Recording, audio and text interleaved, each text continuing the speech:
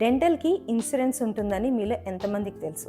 మెడికల్కి ఉంటుంది అని చాలా మందికి తెలుసు, కానీ డెంటల్కి ఉంటుందని అందరికీ తెలియదు. కాకపోతే మీకు దాని గురించి ఒక చిన్నగా ఎక్స్ప్లెయిన్ చేద్దాం అనుకుంటున్నాను. Firstly there will be 3 different plans, like preventive plan, basic plan and major plan. Preventive plan కింద కన్సల్టేషన్, ఎక్స్రేస్ అండ్ క్లీనింగ్ అనేవి వస్తూ ఉంటాయన్నమాట.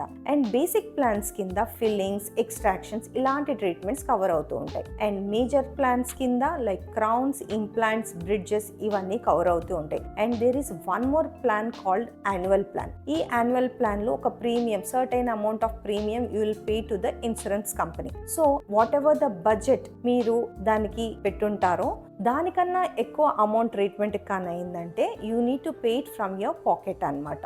అండ్ ఈ యాన్యువల్ ప్లాన్స్లో ఏమవుతుంది అని అంటే ఎవ్రీ ఇయర్ యాన్యువల్ కాబట్టి ఇట్ విల్ గెట్ ల్యాప్స్ మీరు యూజ్ చేసుకోకపోతే. So use it before you lose it. Dental insurance companies అనేవి అవి అడ్వాంటేజ్ అవుతాయి if you won't use it. Better ఏదైనా చిన్న చిన్నవి డెంటల్ ప్రాబ్లమ్స్ ఉంటే యూజ్ దెమ్. Thank you.